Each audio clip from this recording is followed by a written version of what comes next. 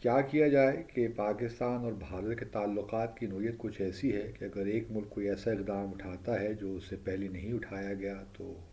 شک و شبہات پیدا ہو جاتے ہیں، اور لگتا کچھ یوں ہے کہ وہ دوسرے جو ہے ملک کو نقصان پہنچانا چاہتا ہے، پاکستان کچھ کرے تو بھارت کو لگتا ہے کہ وہ بھارت کو نقصان پہنچانا چاہتا ہے، وائس ورسا۔ ابھی ریسنٹلی، بلکہ کل پرسوں کی بات ہے کہ کچھ پاکستانی اخبارات میں بھی ذکر ہو رہا ہے اور بھارت کے اخباروں نے بھی رپورٹ کیا ہے کہ جو 1100 کیوسک پانی ملتا تھا پاکستان کو راوی ریور کا، تو وہ اب بند ہو جائے گا کیونکہ شاہپور کنڈی بیراج بن گیا ہے، اور اب یہ جو پانی پاکستان کو ملتا تھا وہ مقبوضہ جموں اور کشمیر کو ملا کرے گا۔ تو اس کو لے کر پاکستان میں بات ہو رہی ہے کہ جی پانی کی دہشت گردی تو بھارت بڑے عرصے سے بھی کر رہا ہے، تو یہ ایک اور آ، اس کا مظہر ہے اس بات کا کہ بھارت پاکستان کا پانی جو ہے وہ اسے بھی کنٹرول کرنا چاہتا ہے، اور یہ جو پانی کی دہشت گردی ہے یہ جاری رہے گی بھارت کی جانب سے۔ تو اس قسم کے خدشات کا اظہار ہو رہا ہے۔ تو پہلی تو یہ بات سمجھ لینی چاہیے کہ جو 1960 کی انڈس واٹرز ٹریٹی ہے، جس کو ورلڈ بینک نے میڈیٹ کیا، اس کے تحت اگر آرٹیکل 2 آپ پڑھیں اس ٹریٹی کا، تو اس میں بڑا واضح طور پہ لکھا ہوا ہے کہ جو مشرقی دریا ہیں جس میں ستلج، بیاس اور راوی، اس کا ان تینوں دریاؤں کا جو پانی ہے اس پہ ان پہ بھارت کا حق ہوگا، اور آرٹیکل 3 کے تحت جو مغربی دریا ہیں جس میں انڈس، جہلم اور چناب، ان کے پانیوں پہ پاکستان کا حق ہوگا۔ گو کہ جہاں تک مغربی دریاؤں کا تعلق ہے جو پاکستان کو ایلوکیٹ کیے گئے ہیں، اس میں کچھ ایسی شقیں بھی موجود ہیں جہاں بھارت کو ان پانیوں میں سے، ان دریاؤں کے پانیوں میں سے کچھ پانی تقریباً 3.5 ملین ایکڑ فیٹ بھارت کو اجازت ہے کہ وہ استعمال کرے، اور اس میں سے تقریباً 18,000 میگا واٹ بجلی بھی بنائے رن آف دا ریور پروجیکٹس کے تحت۔ تو لیکن اس کو یہ اجازت نہیں ہے کہ ان دریاؤں سے جو پاکستان کو ایلوکیٹ ہوئے ان میں سے پاکستان کو جو فلو ملتا ہے یا جو جتنی مقدار میں پانی ملتا ہے اس میں کوئی رکاوٹ پیدا ہو۔ اب جہاں تک یہ ٹریٹی کا تعلق ہے تو بھارت کا کوئی ایشو نہیں ہے کہ وہ اگر وہ پانی راوی کا نہیں دیتا ہمیں، تو ایسا کوئی ایشو جہاں تک ٹریٹی کی بات ہے اس میں کوئی قدغن نہیں ہے بھارت کے لیے کہ وہ ان راوی کے جو پانی ہے اس کو استعمال نہیں کر سکتا۔ تو اگر اس نے یہ بیراج بنایا ہے اور پاکستان کو جو پہلے پانی ملتا رہا ہے وہ اب نہیں ملے گا، تو یہ ہماری اب کیا کیا جائے اس کے بارے میں۔ لیکن یہ ضرور ہے کہ بھارت جو خلاف ورزیاں کر رہا ہے مغربی دریاؤں کے معاملے میں، خاص طور پہ جو مختلف پروجیکٹس چل رہے ہیں، پارک پروجیکٹس، وہاں پہ ڈیمز بن رہے ہیں، چاہے وہ رتلے کا ہو، کشن گنگا کا ہو، تو پاکستان کو سیریس خدشات ہیں کہ وہ ہمارے جو مغربی دریاؤں کا پانی ہے اس میں رکاوٹ پیدا کرے گا۔ تو وہ بہرحال ابھی وہ معاملات چل رہے ہیں ورلڈ بینک میں، نیوٹرل ایکسپرٹ بنے یا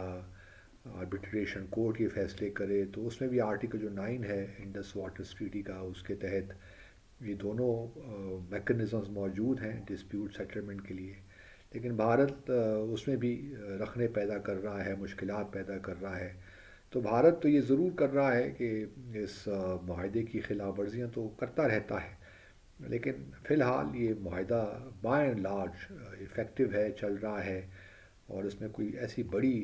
اس کی عمل درآمد میں کوئی بڑی رکاوٹ پیدا نہ ہوئی، تو یہ بھی خوش آئند بات ہے۔ دوسری طرف میں یہ بھی سمجھتا ہوں کہ پاکستان کو تھوڑا سا ہر وقت تنقید کا نشانہ نہیں بنانا چاہیے۔ جو بات غلط ہے وہ غلط ہے، لیکن پاکستان کو تھوڑا سا یہ بھی دیکھنا چاہیے کہ جو ہم پانی ضائع کرتے ہیں، ہماری کچھ واٹر اسٹریسڈ کنٹری ہیں ہم، پانی کی اسکیسٹی بڑھتی جا رہی ہے، اور جو پانی ہمیں ملتا ہے یا جو بارشوں سے بھی ملتا ہے اس کو بھی ہم کس قدر ضائع کر دیتے ہیں۔ گو کہ یہ کوئی ایلیبائی نہیں ہے بھارت کے لیے کہ وہ ہمیں ہمارا جو مغربی دریاؤں کا پانی ہمیں روک دے، وہ تو بہرحال اس کو دینا ہی ہے،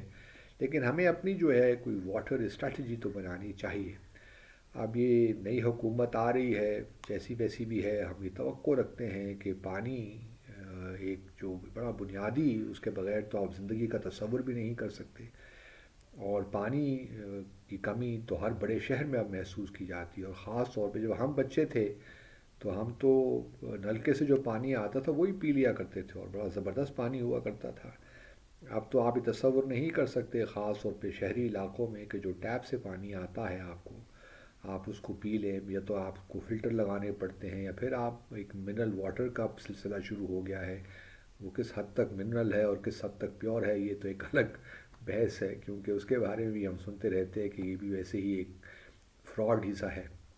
لیکن میں یہ کہنا چاہتا ہوں کہ بہت سا پانی ہم ضائع کر دیتے ہیں، اور یہ جو ہمارے کیجول ایٹیچیوڈ ہے پانی کی جانب، یہ اب ختم ہو جانا چاہیے۔ پانی کا جو معاملہ ہے بڑا سیریس ہے، اور یہ اگلے آنے والے سالوں میں اور سیریس ہوتا چلے گا جائے گا، کیوں جس طرح ہماری پاپولیشن بڑھ رہی ہے، جو پاپولیشن گروتھ ہے وہ بذات خود ایک بڑا ایشو ہے ہماری اکانومی کے لیے، اس پہ ہم نے کس طرح قابو پانا ہے، یہ بھی ایک بڑا اہم سوال ہے۔ لیکن اس پہ بھی کوئی خاطر خواہ کنسسٹنٹ طریقے سے کوئی ہماری اسٹریٹجی نہیں ہے۔ تو چونکہ جو بھی ہماری اکنامک ڈیولپمنٹ اگر پچھلی اکنامک گروتھ ہوئی بھی ہے 2-3-4% تو وہ آف سیٹ ہو جاتی ہے جو ہماری آبادی کا تناسب ہے بڑھنے کا، جو 2% سے زیادہ ہے۔ تو یہ ایک یوں کہنا چاہیے کہ بڑی تشویشناک بات ہے، اور اگر پاکستان نے بر وقت ان معاملات پہ اقدامات نہ کیے اور کوئی مربوط جامع حکمت عملی نہ بنائی، تو ممکن ہے کہ یہ چیزیں ہمارے ہاتھ سے نکل جائیں، اور جو اس وقت بھارت سے ہمیں تقریباً 133 ملین ایکڑ فیٹ جو مغربی دریاؤں کا جو پانی ہمیں ملتا ہے، ان کو بھی ہم صحیح طور پہ استعمال تو نہیں کر پاتے۔ وہ بھی بہت سا کچھ پانی ہمارا بارشوں کا، اور کچھ جو ہمارے مغربی دریاؤں کا پانی ہمیں ملتا ہے یہ سمندر پہ چلا جاتا ہے، ضائع ہو جاتا ہے۔ تو ہمارے ہاں کوئی صحیح پالیسی ہی نہیں ہے۔ تو میں گزارش یہی کرتا ہوں کہ بھارت کو ہمیں جہاں جہاں وہ انڈس واٹر ٹریٹی کی وائلیشن کر رہا ہے، وہ بالکل ہمیں اس کو کاؤنٹر کرنا چاہیے، لیکن جو حقوق اس میں ہیں، بھارت کو ملے ہوئے ہیں انڈس واٹر ٹریٹی کے تحت، اس پہ تو ہم بحث نہیں کر سکتے، اور اس کو ہم کویسچن نہیں کر سکتے۔ اور آرٹیکل 2 کے تحت جو 3 مشرقی دریا ہیں